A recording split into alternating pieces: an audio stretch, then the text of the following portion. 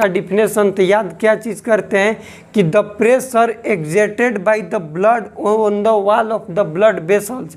इसका मतलब यही होता है कि ब्लड के द्वारा ब्लड वेसल्स पर जो प्रेशर लगता है उसी को बोलते हैं ब्लड प्रेशर। क्या चीज़? ब्लड के द्वारा। ये ब्लड आता है एग्जाम में कि मायोकार्डियल इन्फ्रेक्शन का मोस्ट कॉमन क्या होता है कॉज, तो कहेंगे थ्रोम्बस। थ्रोम्बस क्या होता है? तो ब्लड वेसल्स के अंदर क्लोट बन जाना, उसको हम लोग बोलते हैं थ्रोम्बस, और बाहर होगा तो उसको बोलते हैं क्लोट। ब्लड वेसल्स के अंदर बन जाता है उसको बोल दिया थ्रोम्बस। जिस पेशेंट के अंदर आईसीपी बढ़ा हुआ रहेगा उसके अंदर देखने के लिए मिलता है कुशिंग ट्रायड। तो पहला क्वेश्चन ये बनता है कि कुशिंग ट्रायड किस पेशेंट के अंदर देखने के लिए मिलेगा, तो वो ऐसा पेशेंट जिसके अंदर इंक्रीज आईसीपी हो। नॉर्मल आईसीपी होता है 5 से 15 mm ऑफ Hg। ठीक। अगर नमस्कार दोस्तों, नर्सिंग के इस यूट्यूब चैनल पर आप सभी का स्वागत है। दोस्तों आज के वीडियो में हम लोग कार्डियोवास्कुलर सिस्टम का डिजीज़ पढ़ने वाले हैं। ये डिजीज़ बहुत इंपॉर्टेंट है और इस डिजीज़ से रिलेटेड एग्जाम में बहुत सारा क्वेश्चन आता है। इसके पहले वीडियो में हम लोग पढ़े थे एंजाइना पेक्टोरिस, उसके बारे में जाने थे क्या होता है, कैसे होता है, कितने टाइप्स का होता है, कौन से टाइप में क्या देखने के लिए मिलता है, साइन एंड सिम्टम्स, डायग्नोसिस और उसका मैनेजमेंट हम लोग जान गए थे एंजाइना पेक्टोरिस का। इस वीडियो में हम लोग जानने वाले हैं मायोकार्डियल इन्फ्रेक्शन के बारे में, जिसको शॉर्ट फॉर्म में हम लोग एमआई भी कहते हैं। ये कार्डियोवास्कुलर सिस्टम का एक ऐसा डिजीज है जो कि सबसे ज़्यादा क्वेश्चन देता है एग्जाम में। इकलौता ये सब बहुत लंबा टॉपिक है, मायोकार्डियल इन्फ्रेक्शन बहुत बड़ा टॉपिक है और ये बहुत अच्छा डिजीज है।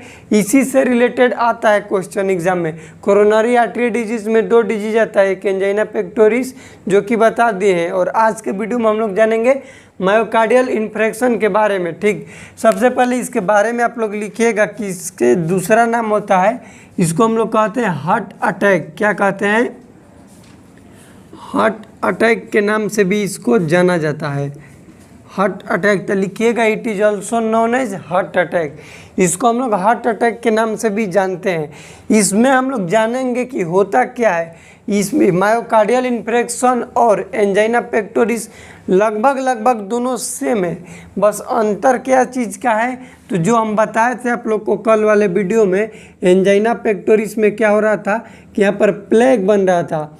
बताए थे ना कि यहाँ पर प्लेग बनता है और ब्लड का फ्लो होता है। यहाँ पर प्लेग बन गया, ब्लड का फ्लो हो रहा है, मतलब कि ऊपर ब्लड वेसल्स के और लोअर दोनों साइड में एंडोथेलियल लेयर जो होता है उसके दोनों साइड में हो रहा है।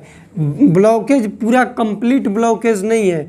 ये क्या है? एंजाइना वाला कंडीशन है। एंजाइना वाला कंडीशन में क्या है? Not complete blockage, not complete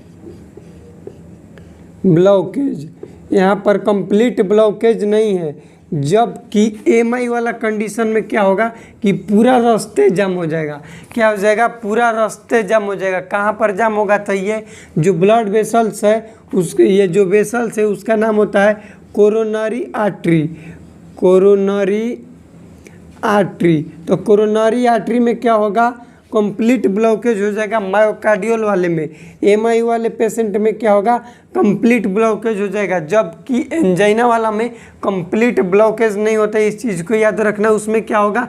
plague का फॉर्मेशन होगा। प्लेग मतलब कि फैट डिपॉजिट होने लगेगा एंडोथेलियल लाइनिंग पर, उसी को हम लोग प्लेग बोलते हैं, वहाँ पर डिपॉजिट होने लगेगा। ये हो गया एंजाइना और ये हो गया एमआई। ये बेसिक डिफरेंट है एंजाइना पेक्टोरिस और मायोकार्डियल इन्फ्रेक्शन में। मायोकार्डियल में क्या होता है कि पूरा रास्ता जाम हो जाएगा, और पूरा रास्ता जाम होगा तो क्या होगा? ना तो इधर से ब्लड जाएगा उस साइड और ना उधर के मेटाबॉलिक वेस्ट इस पर आ पाएगा। मेटाबॉलिक वेस्ट इस साइड नहीं आ पाएगा और ब्लड उस साइड नहीं जा पाएगा। तो यहीं से क्या होगा कि उधर का सामान उधर रह जाएगा, इधर के इधर रह जाएगा, और जो चाहिए हार्ट के मसल को ब्लड चाहिए, ऑक्सीजन चाहिए, नहीं मिल पाएगा तो तड़फड़ाएगा। तड़फड़ाने की वजह से अपना साइन एंड सिम्टम्स रिलीज करेगा, जो कि हम लोग इस वीडियो में जानेंगे। ठीक। ये हो गया एंजाइना और एमआई में अंतर।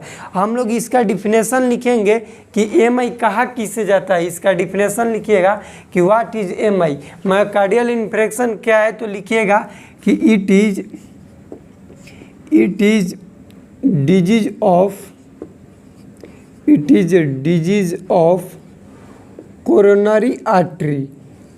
कोरोनरी आर्टरी, ये किस चीज़ का रोग है भैया? कोरोनरी आर्टरी का रोग है। कोरोनरी आर्टरी का रोग है जिसमें क्या होता है, in which there is complete blockage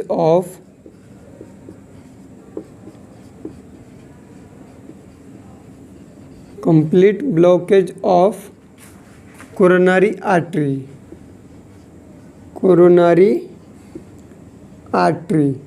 coronary artery में क्या हो जाता है, कंप्लीट ब्लॉकेज हो जाता है, ठीक, जिसके वजह से क्या देखने के लिए मिलेगा, इस्चमिक कंडीशन। तो एक चलते क्या देखने के लिए मिलेगा, इस्चमिक कंडीशन देखने के लिए मिलेगा, इस्चमिक कंडीशन विल अकर। अब इस्चमिक कंडीशन में क्या होता है, तो इसमें होगा कि डिक्रीज न्यूट्रिएंट सप्लाई। इस्चमिक कंडीशन क्या होता है ये बता रहे हैं, decrease nutrient supply, decrease oxygen supply. ये ऑक्सीजन सप्लाई और न्यूट्रिशन सप्लाई किस में डिक्रीज होगा, तो मायोकार्डियल मसल्स को नहीं जा पाएगा, वो लिख दिए। उसके बाद इसमें क्या होता है, इंक्रीज होगा, बढ़ेगा मेटाबॉलिक वेस्ट क्या हो जाएगा, बढ़ जाएगा, इंक्रीज हो जाएगा। ये हो गया इस्चमिक कंडीशन, ठीक। ये जान के हम लोग दो चीज़, मायोकार्डियल इन्फ्रेक्शन दो शब्द से मिलके बना है, एक बना है मायोकार्डियल, एक बना है इन्फ्रेक्शन। मायोकार्डियल जो है ये तो भैया मसल है, मसल कैसा मसल है, तो हार्ट का मसल है, जो कि ये रोग होता है इसी मसल पर अफेक्ट करते, इसी मसल को अफेक्ट करता है, इसीलिए इस मसल के नाम पर ही इस रोग को रख दिया गया है, ठीक। मायोकार्डियल मसल हार्ट के मसल होता है, जबकि इस रोग में यही मसल अफेक्ट होते हैं, इसलिए इस रोग के इस नाम पर रख दिया गया है। इन्फेक्शन क्या होते हैं, तो ये एक डिजीज कंडीशन है, क्या एक कंडीशन है, या इसको कहेंगे क्या चीज़ है, ये एक कंडीशन है। किस तरह का कंडीशन है, अब इसको समझेंगे।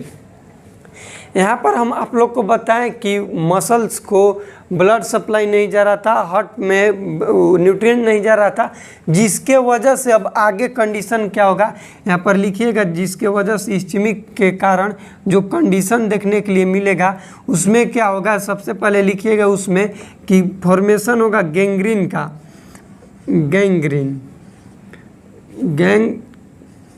गैंग्रीन का फॉर्मेशन होगा, प्लस वहाँ पर क्या होगा, नेक्रोसिस होगा, नेक्रोसिस। गैंग्रीन का मतलब होता है कि किसी भी सेल प्लस टिश्यू का डेड होना। डेड क्यों होगा, क्योंकि वहाँ पर ब्लड और ऑक्सीजन का सप्लाई नहीं हो रहा है। नेक्रोसिस मतलब होता है कि कलरलेस होना, कलरलेस कहने का मतलब अपना नॉर्मल कलर को छोड़ देगा, उसको बोल दिए कलरलेस, ठीक। ध्यान से समझो, इन्फेक्शन क्या होती है उस चीज़ को बता रहे हैं। किसी भी टिश्यू को वहाँ पर क्या होगा, से गैंग्रीन मतलब वहाँ पर ऑक्सीजन सप्लाई नहीं होगा तो सेल टिश्यू वहाँ पर डेड होगा, प्लस नेक्रोसिस जिसके कारण डेड होगा तो कलर चेंज होगा। तो गैंग्रीन प्लस नेक्रोसिस मिल के क्या बनाता है, इन्फेक्शन बनाता है। तो कोई पूछेगा कि इन्फेक्शन क्या होता है, तो कहेंगे कि किसी भी मसल्स को ऑक्सीजन सप्लाई नहीं मिलना, और वहाँ पर ऑक्सीजन सप्लाई नहीं मिलेगा, ब्लड का सप्लाई नहीं होगा, तो वहाँ का सेल और टिश्यू डेड होगा। सेल और टिश्यू डेड होगा, उस कंडीशन को कह दिए क्या चीज़, गैंग्रीन। और सेल टिश्यू डेड हो गया तो कलर अपना नॉर्मल तरीका से डाउन हो जाएगा, और जो कलर डाउन हो गया उसको बोलेंगे नेक्रोसिस। और ये दोनों जो कंबाइंड हो जाता है उसको हम लोग बोलते हैं इन्फेक्शन, ठीक। ये हो गया हम लोग का बेसिक चीज़। अब हम लोग मायोकार्डियल इन्फेक्शन का जानेंगे कि होने का कारण क्या है, फिर इसका रिस्क फैक्टर जानेंगे कि क्या होता है। तो अगला चीज़ लिखिएगा इसका कॉजेज इसका क्या है, ठीक। कॉजेज में इसका मोस्ट कॉमन कॉज होता है थ्रोम्बस के साइड में लिखिएगा मोस्ट कॉमन, क्योंकि यही क्वेश्चन आता है एग्जाम में कि मायोकार्डियल इन्फ्रेक्शन का मोस्ट कॉमन क्या होता है कॉज, तो कहेंगे थ्रोम्बस। थ्रोम्बस क्या होता है, तो ब्लड वेसल्स के अंदर क्लोट बन जाना, उसको हम लोग बोलते हैं थ्रोम्बस, और बाहर होगा तो उसको बोलते हैं क्लोट। ब्लड वेसल्स के अंदर बन जाता है, उसको बोल दिया थ्रोम्बस। उसके बाद इसका अगला कारण लिखिएगा जो कि होता है coronary artery spasm. Coronary artery spasm, spasm कहने का मतलब कि कोरोनरी आर्टरी क्या हो जाएगा, सिकुड़ जाएगा। उसके बाद लिखिएगा कोरोनरी आर्टरी, ये डैश का मतलब ऊपर वाला सेम चीज़, कोरोनरी आर्टरी इम्बोलिज्म। इम्बोलिज्म ये मेन कारण वही है, थ्रोम्बस ये लेस कारण है, ठीक, ये कारण हो गया। देखिए यहाँ पर हम लोग कुछ चीज़ समझेंगे कि अब जान गए कि मेन कारण क्या है, थ्रोम्बस, ठीक, ये जान गए, लेकिन थ्रोम्बस क्यों होता है ये चीज़ को जानेंगे। तो अब अगला हेडिंग डालिएगा कि रिस्क फैक्टर, यानी कि थ्रोम्बस होने का क्या रिस्क फैक्टर है। थ्रोम्बस फॉर्मेशन के रिस्क फैक्टर मतलब कि किस पेशेंट के अंदर थ्रोम्बस देखने के लिए मिलेगा। तो इसको हम लोग देखने के लिए, इसका डायग्नोसिस करने के लिए हम लोग जानते हैं जिसका नाम होता है वर्च्यूट्राइड। क्या होता है, वर्च्यूट्राइड। देखो हम लोग एक पढ़े थे इंट्राक्रेनियल प्रेशर आईसीपी, उसके अंदर पढ़े थे कुशिंग ट्राइड, यहाँ पर पढ़ रहे हैं वर्च्यूट्राइड। और इसी में हम हट जब आप लोग के आगे बताएंगे पेरिकार्डियल इन्फ्यूजन, जिसको कार्डियक टेम्पोनेंट कहा जाता है, उसके अंदर देखने के लिए मिलता है बेकट्राइड। क्या मिलेगा, बेकट्राइड, लिख लीजिएगा बेकट्राइड, ये हम आप लोग को आगे बताएंगे। तो ये 3 गो ट्राइड इंपॉर्टेंस होता है हम लोग के मेडिकल सर्जिकल नर्सिंग में। ऐसे बहुत सारा ट्राइड है, ठीक। ये बेकट्राइड क्या होता है, वर्च्यूट्राइड क्या होता है, और कुशिंग ट्राइड क्या होता है, बता रहे हैं। तीनों चीज़ को अभी सुन लीजिएगा। इस वीडियो में हम लोग वर्च्यूट्राइड को ही पढ़ेंगे, लेकिन तीनों बता देते हैं। बेकट्राइड हो गया, वर्च्यूट्राइड, अगला लिख लीजिएगा कुशिंग ट्राइड। कुशिंग ट्राइड, अब देखिए सबसे पहले आप लोग को बताते हैं Cushing tried. Cushing tried intracranial pressure वाले पेशेंट के अंदर देखने के लिए मिलेगा। जिस पेशेंट के अंदर आईसीपी बढ़ा हुआ रहेगा उसके अंदर देखने के लिए मिलता है कुशिंग ट्राइड। तो पहला क्वेश्चन ये बनता है कि कुशिंग ट्राइड किस पेशेंट के अंदर देखने के लिए मिलेगा। तो वो ऐसा पेशेंट जिसके अंदर इंक्रीज आईसीपी हो। नॉर्मल आईसीपी होता है 5 से 15 mm ऑफ Hg, ठीक। अगर 15 से ज़्यादा हो गया तो उसको क्या बोलेंगे कि आईसीपी बढ़ गया, ठीक। तो उसमें देखने के लिए हम लोग को मिलेगा कुशिंग ट्राइड। कुशिंग ट्राइड में 3 चीज़ देखने के लिए, ट्राइड मतलब होता है 3, उसमें होता है कि increase systolic blood pressure. Systolic blood pressure क्या होगा, इंक्रीज देखने के लिए मिलेगा। उसके बाद क्या होता है, दूसरा नंबर पहला हो गया इंक्रीज सिस्टोलिक ब्लड प्रेशर। दूसरा क्या होगा कि irregular heart beat, irregular respiration. पहला इंक्रीज सिस्टोलिक ब्लड प्रेशर, दूसरा irregular heart beat, irregular respiration, तीसरा ब्रेडिकार्डिया। यहाँ पर पहला होगा इंक्रीज सिस्टोलिक ब्लड प्रेशर, दूसरा क्या होगा कि डिक्रीज हार्ट रेट जिसको हम लोग ब्रेडिकार्डिया बोल दिए। तीसरा होगा इरेगुलर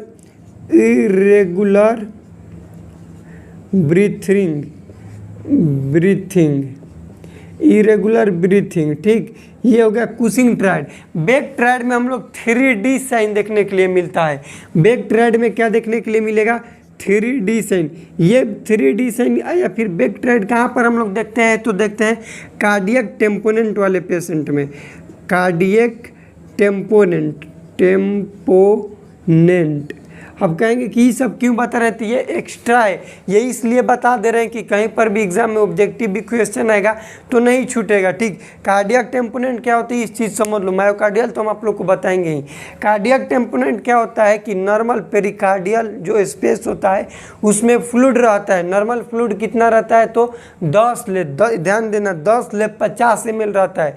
पेरिकार्डियल जो स्पेस होता है कार्डियल वाले पेशेंट के, कार्डियक हार्ट जो होता होता है वहाँ पर स्पेस होता है जिसको बोलते हैं पेरिकार्डियल स्पेस। उसमें नॉर्मल फ्लूइड अमाउंट होता है 10/50 ml।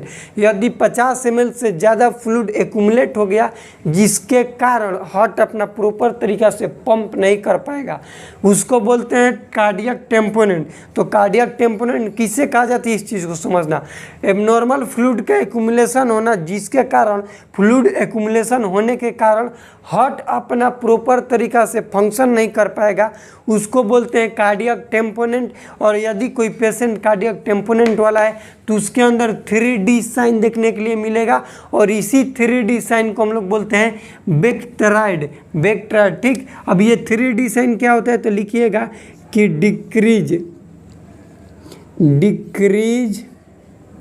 डिक्रीज जुगुलर, सबसे पहले होता है डिक्रीज, यहाँ पर एक डिस्टेंडेड जुगुलर वेन प्रेशर।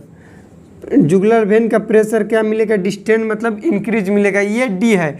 आइए दूसरा डी का मतलब डिक्रीज मफल्ड साउंड, हार्ट का साउंड होता है muffled sound, decrease muffled sound, jugular vein distension. एक और डी होता है, हमें अभी याद नहीं आ रहा है, वो आप लोग को आगे बता देंगे क्या होता है, याद जैसे ही आएगा। 3D साइन देखने के लिए मिलता है। डिक्रीज मफल्ड हार्ट रेट का साउंड होता है वो, एक होता है डिस्टेंड जुगुलर वेन हम लोग का होता है, वो क्या हो जाएगा, डिस्टेंड मतलब कि फैल जाएगा, उसको बोलते हैं distend. Jugular vein pressure increase हो जाएगा, जुगुलर वेन प्रेशर इसको बोलते हैं। जुगुलर वेन प्रेशर क्या हो जाएगा, इंक्रीज हो जाता है इस पेशेंट के अंदर। अब मान लो कि क्वेश्चन बन गया कि कार्डियक टेम्पोनेंट वाले पेशेंट के अंदर क्या देखने के लिए मिलेगा वेन से रिलेटेड, तो कहेंगे जुगुलर वेन प्रेशर इंक्रीज रहता है। अभी ये सब हम लोग को कुछ नहीं पढ़ना है, अभी पढ़ना है हम लोग को वर्च्यू ट्रायड। तो उस चीज़ को समझेंगे कि वर्च्यू ट्रायड क्या होता है। तो वर्च्यू ट्रायड बेसिकली हम लोग का है ब्लड वेसल्स से रिलेटेड या फिर बोले तो कोगुलेशन से रिलेटेड। इसमें देखने के लिए मिलेगा क्या चीज़, stasis of blood, stasis of blood देखने के लिए मिलेगा। और दूसरा देखने के लिए मिलेगा डैमेज ऑफ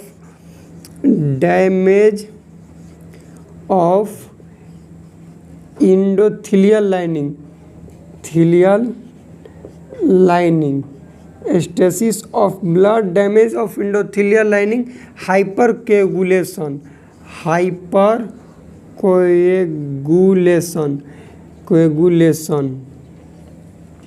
देखो वर्च्यू ट्रायड क्या है, इस चीज़ को समझो। कोई भी ब्लड वेसल्स के अंदर ब्लड का थ्रोम्बस हो जाना और उस थ्रोम्बस होने का क्या कारण हो सकता है उसको बोलते हैं वर्च्यू ट्रायड। स्टेसिस का मतलब होता है जमाव, क्या होता है, जमाव। यह जमाव मतलब ब्लड में जमाव कोई चीज़ का हो जाएगा, प्लेटलेट्स या फिर कुछ भी वहाँ पर हो सकता है, या फिर इंडोथीलियल लाइनिंग डैमेज हो जाएगा तो अपने में, ये ब्लड वेसल्स हो गया, इंडोथीलियल लाइनिंग डैमेज होगा तो क्या होगा, ये अपने में आके सट जाएगा, एकदम गते गते धीरे धीरे बढ़त सट जाएगा। उसी को बोल दिए डैमेज ऑफ इंडोथीलियल लाइनिंग। ये डैमेज क्यों होगा, ये भी चीज़ बनता है कि ब्लड वेसल्स के इंडोथीलियल लाइनिंग डैमेज क्यों होता है, क्योंकि ब्लड का प्रेशर लगता है यहीं पर, ब्लड वेसल्स पर ही ब्लड का प्रेशर लगता है। आप लोग को याद होगा बीपी का जब हम लोग डिफिनेशन याद करते हैं, ब्लड प्रेशर्स का डिफिनेशन, तो याद क्या चीज़ करते हैं कि the pressure exerted by the blood on the wall of the blood vessels. इसका मतलब यही होता है कि ब्लड के द्वारा ब्लड वेसल्स पर जो प्रेशर लगता है उसी को बोलते हैं ब्लड प्रेशर। क्या चीज़, ब्लड के द्वारा, ये ब्लड है, इसमें नॉर्मल ब्लड बह रहा है तो ये सीधा सीधा लाइन में नहीं जाता है, ये ब्लड जो है ये ब्लड इस पाइप पर लगेगा, ये ब्लड वेसल्स पर लगेगा और तब आगे बढ़ेगा, प्रेशर इस पर लगा के आगे बढ़ते रहेगा। तो बीपी वही होता है कि ब्लड द्वारा ब्लड वेसल्स पर जो भी फोर्स लगाता है उसको बोलते हैं ब्लड प्रेशर। अब इस पर फोर्स लगा रहे हैं तो इसका मेन कारण होगा डैमेज ऑफ इंडोथीलियल लाइनिंग का, कि हाइपरटेंशन। क्या चीज़ होगा, STN जिसको बोलते हैं हाइपरटेंशन का। तो आएगा क्वेश्चन कि डैमेज ऑफ इंडोथीलियल लाइनिंग का क्या कारण हो सकता है, तो बोलेंगे हाइपरटेंशन। देखो कितना अंदर आ रहा है। उसके बाद अगला है हाइपर कोएगुलेशन। हाइपर कोएगुलेशन कहने का मतलब कि क्लोटिंग ज़्यादा होना। क्लोटिंग ज़्यादा होने का कारण बहुत सारा चीज़ हो सकता है। थ्रोम्बोसाइटोसिस एक डिजीज कंडीशन। थ्रोम्बोसाइटोसिस का होने का मतलब कि थ्रोम्बोसाइट यानी कि प्लेटलेट्स का नंबर बढ़ जाना, ये भी हाइपर कोगुलेशन का कारण होता है। ये हम लोग का हो गया कॉजेज। ठीक, अब एक चीज़ और जान जाओ कि ये जो होता है मायोकार्डियल इन्फ्रेक्शन, हम अगला जो वीडियो बनाएंगे उसमें हट बना के सारा चीज़ आप लोग को डिटेल में समझाएंगे। यहाँ पर देखिएगा कि मायोकार्डियल इन्फ्रेक्शन में एक और क्वेश्चन आता है कि ये जो होता है कोरोनरी आर्टरी में, उस कोरोनरी आर्टरी का लोकेशन क्या होता है, यानी कि साइट पूछता है। क्या पूछेगा? साइट। साइट किसका पूछेगा? एएमआई का। एएमआई का साइट क्या होता है, तो उसको हम लोग याद करते हैं लाडा से। क्या चीज़ ले याद करते हैं? लाडा से। और ये लाडा क्या है, तो मोस्ट कॉमन साइट होता है मायोकार्डियल इन्फ्रेक्शन का। क्या होता है? मोस्ट कॉमन साइट होता है मायोकार्डियल इन्फ्रेक्शन का। कहेंगे लाडा क्या होता है, तो इसका फुल फॉर्म लिखिएगा। लाडा का फुल फॉर्म होता है left anterior descending coronary artery. लाडा का फुल फॉर्म। और ये क्या मोस्ट कॉमन है? साइट। साइट मतलब बोले जगह, लोकेशन, जहाँ पर इसी जगह पर मायोकार्डियल इन्फ्रेक्शन बहुत ज़्यादा देखने के लिए मिलता है, यानी कि यहीं पर थ्रोम्बस, कंप्लीट थ्रोम्बस या फिर ब्लॉकेज देखने के लिए मिलता है। इसको हम लोग बोलते हैं मायोकार्डियल इन्फ्रेक्शन। ये वीडियो छोटा रहेगा क्योंकि ज़्यादा नहीं बना पाएंगे। अगला वीडियो में आप लोग को बताएंगे मायोकार्डियल इन्फ्रेक्शन का पैथोफिजियोलॉजी, किस तरह से ये होता है। सबसे पहले इटियोलॉजिकल फैक्टर, उसके बाद क्या कंडीशन है, इस्चमिक होगा, डिक्रीज ऑक्सीजन सप्लाई होगा, उसके बाद वहाँ पर डैमेज होगा, एलडीएच बनेगा यानी कि लैक्टिक डिहाइड्रेज एंजाइम का फॉर्मेशन होगा। उसके कारण लैक्टिक डिहाइड्रेज एंजाइम के फॉर्मेशन होने के कारण मसल्स में लैक्टिक एसिड का फॉर्मेशन होगा। लैक्टिक एसिड जहाँ पर भी फॉर्मेशन होगा पेन कराएगा। पेन ये सब फॉर्मेशन कहाँ पर होगा, तो चेस्ट वाले लोकेशन में होता है। इसीलिए हम लोग मायोकार्डियल इन्फ्रेक्शन में चेस्ट पेन ज़्यादा देखने के लिए मिलता है। तो इसका साइन एंड सिम्टम्स ध्यान दो। कॉजेज पढ़ें, अगला वीडियो जो आएगा उसमें आएगा sign and symptoms, pathophysiology, diagnosis, management में हम लोग पढ़ेंगे मेडिकल मैनेजमेंट, सर्जिकल मैनेजमेंट। इसका सर्जिकल मैनेजमेंट एक होता है पीटीसीए। पीटीसीए का मतलब होता है परक्यूटेनियस ट्रांसल्यूमेन कोरोनरी आर्टरी का जो होता है उसको सर्जरी किया जाता है।